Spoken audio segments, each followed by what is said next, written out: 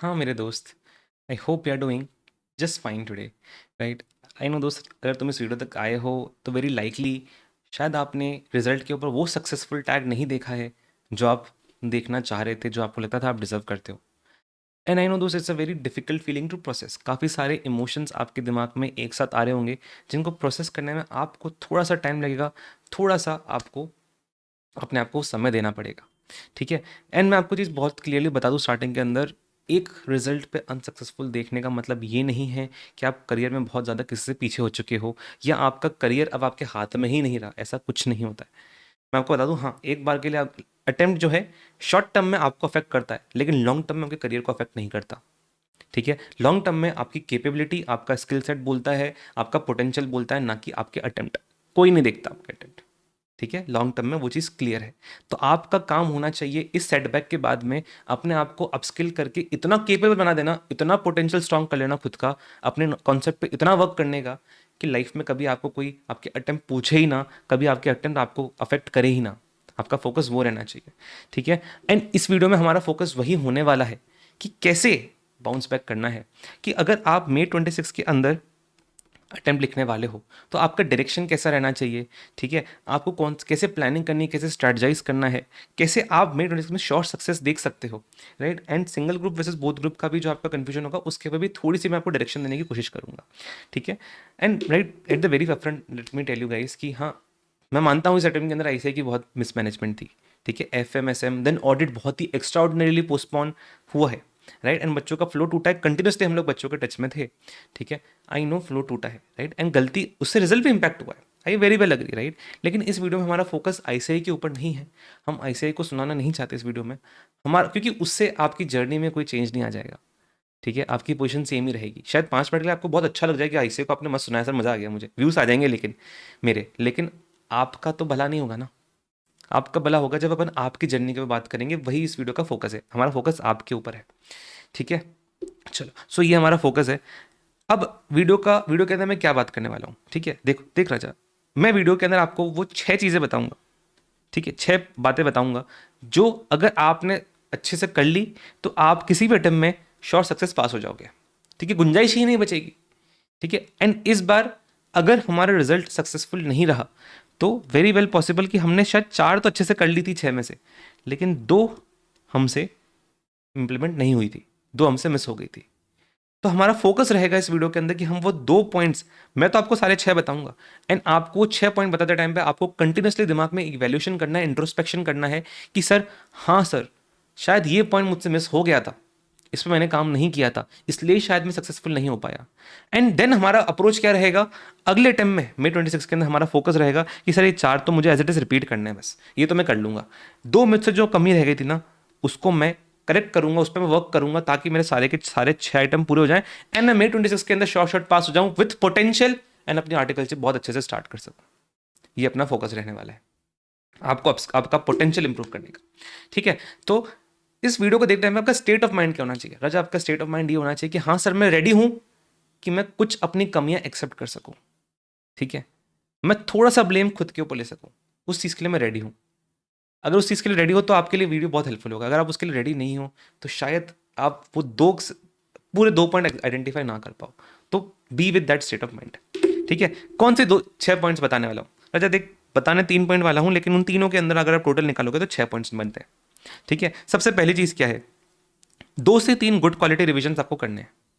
ठीक है। 2 से 3 तो वेरी क्लियर कि आपको 2 से 3 करने हैं। ठीक है। Good quality is very important. Good quality पे फोकस होना चाहिए कि हाँ, गुड क्वालिटी रिविजन करना है। अब गुड क्वालिटी से मेरा मतलब क्या है? जस्ट 4 कैरेक्टरिस्टिक होते हैं गुड क्वालिटी रिविजन के। ठीक है। सबसे पहला कि focus has to be on concept clarity. ठीक है। अब कॉन्सेप्ट क्लैरिटी से मेरा मतलब क्या है? अच्छा देख, बच्चों को ऐसा लगता है न्यूमेरिकल सब्जेक्ट के अंदर कि सर मैंने अगर 4 स्टेप्स याद कर लिए कि इस क्वेश्चन को सॉल्व करने के 4 स्टेप्स लगते हैं, नीचे मेरा आंसर निकल के आ जाएगा, दैट मीन्स मुझे कॉन्सेप्चुअली एकदम मैं क्लियर हूँ। नहीं, उसे कंसेप्चुअल क्लैरिटी नहीं बोलते, उसे रटना ही बोलेंगे कि आपने 4 स्टेप रट लिए।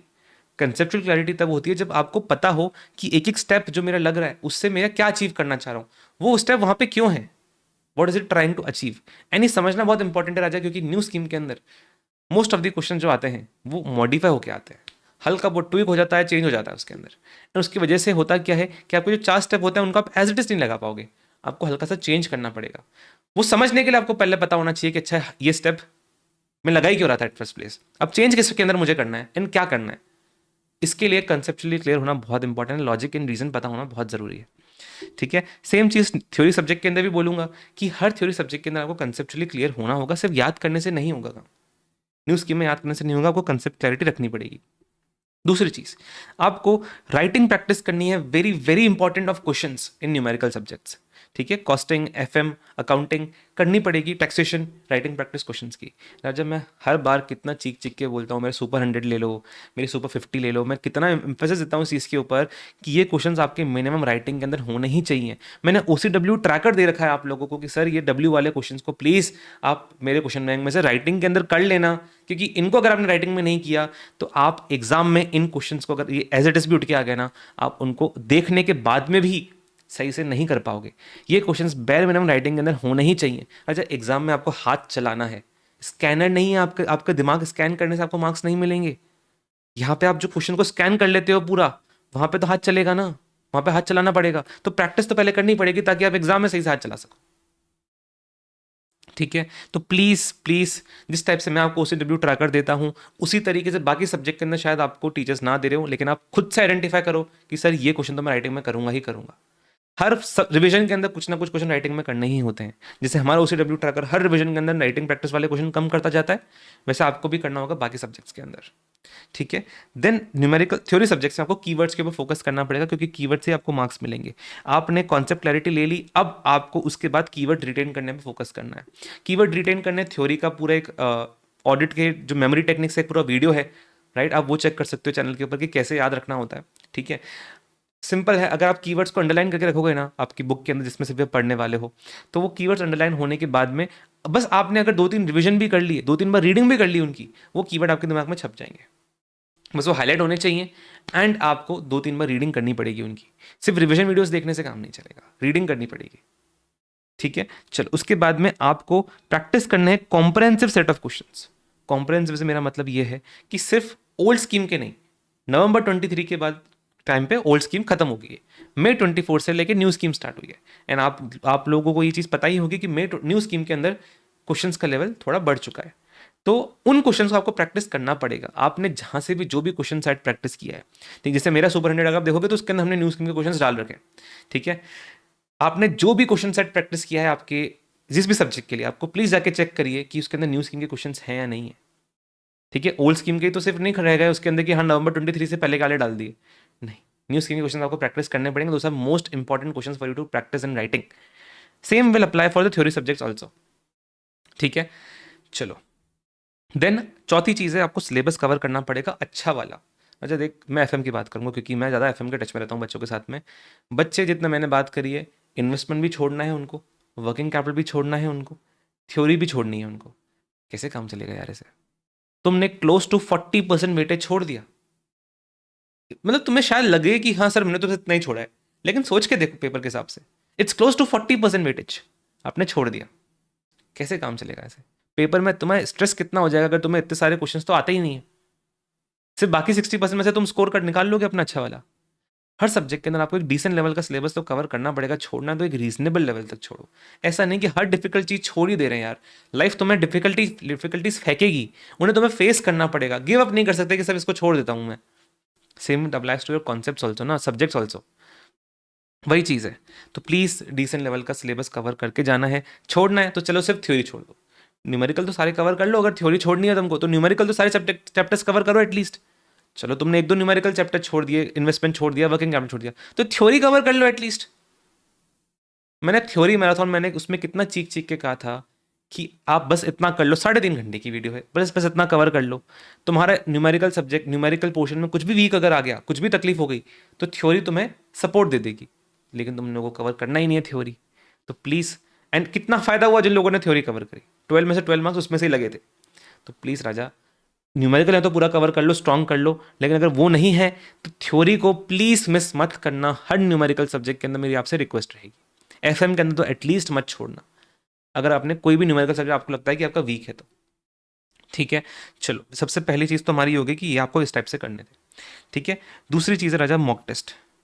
पता नहीं क्या मतलब, पता नहीं क्यों मुझे लगता है कि इंटर वाले बच्चे पता नहीं क्यों मॉक टेस्ट से दूर भागते हैं। फाइनल वाले बच्चों को जब बोलते हैं कि सर मॉक टेस्ट देना पड़ेगा, वो मान लेते हैं बात कि हाँ सर मॉक टेस्ट देंगे, समझ जाते हैं। इंटर वाले देना ही नहीं चाहते, देना ही नहीं चाहते। उनको मॉक टेस्ट की कोई इज्जत ही नहीं लगती दिमाग में कि हाँ मॉक टेस्ट थोड़ी रिविजन कर लेना, मैं दे दूंगा एग्जाम।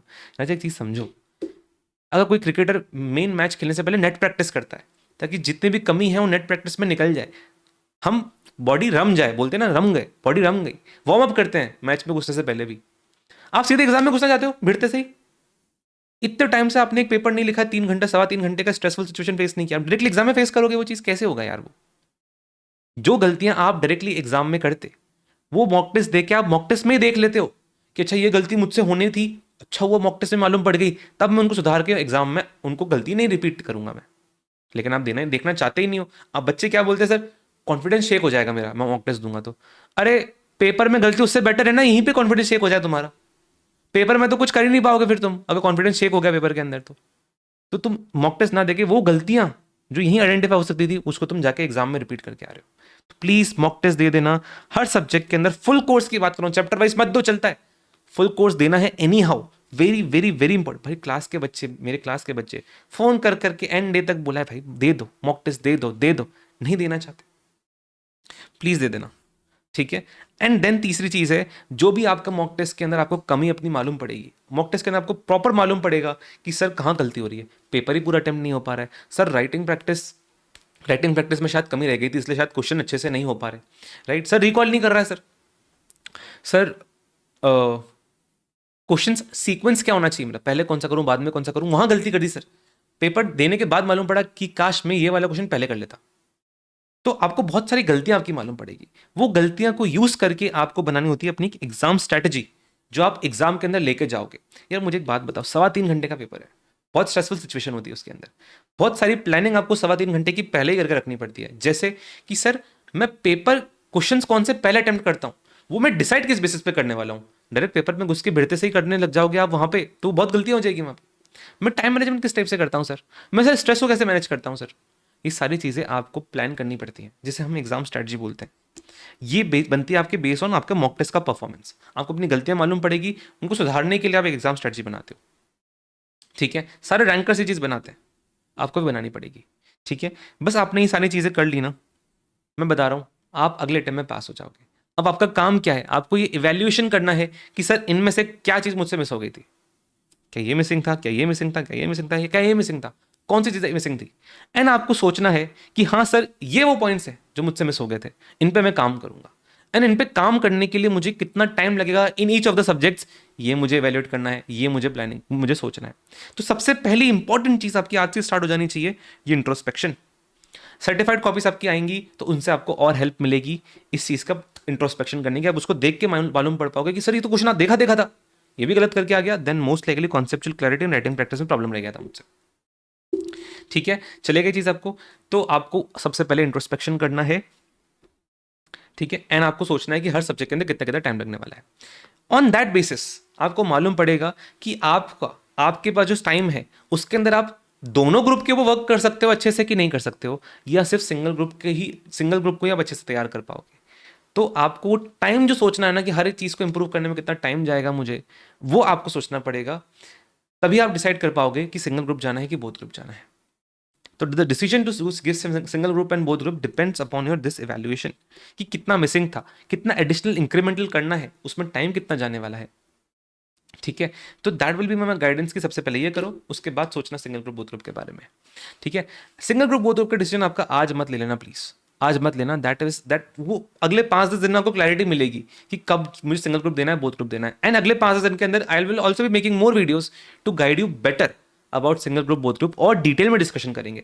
सो दोस्त वर द पॉइंट्स राजा, आई होप आप इनको बहुत अच्छे से इवेल्युएट करोगे, इंट्रोस्पेक्ट करोगे एंड एक डिसीजन तक पहुंच पाओगे कि सर हाँ यहाँ कमी रह गई थी, इन पे मुझे वर्क करना है, ठीक है। उसमें आपको मुझसे कुछ भी हेल्प लगे, बेझिझक आप मुझे टेलीग्राम, इंस्टाग्राम, लिंक्डइन, मेरे सारे सोशल हैंडल, सारे ग्रुप्स वगैरह का आपको लिंक डिस्क्रिप्शन में मिल जाएगा, मुझे बेझिझक वहाँ मैसेज कर सकते हो, ठीक है। Jan 26 के अंदर भी ऑब्वियसली हम लोग साथ में जर्नी स्टार्ट किए थे, एंड तक साथ में बने हुए थे, अभी भी May 26 के अंदर भी यही होने वाला है, यहाँ तक से लेके एग्जाम तक साथ में ही बने रहने वाले हैं। तो ग्रुप ज्वाइन कर सकते हो, लिंक्स आपको डिस्क्रिप्शन में मिल जाएंगे, चैनल सब्सक्राइब करके रखना। मिलते हैं अगले वीडियो के अंदर, एंड आपको हेल्पफुल लगा हो तो लाइक तो नहीं मांगूंगा, लेकिन कमेंट करके ज़रूर मेंशन कर जाना कि सर बहुत हेल्पफुल था, it give me the push that I wanted.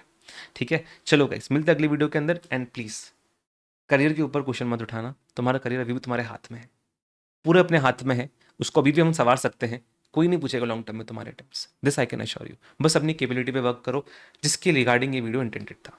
ठीक है, thank you so much guys, take care, मिलते हैं अगले वीडियो के अंदर, स्टे कनेक्टेड। ठीक है, बाय बाय।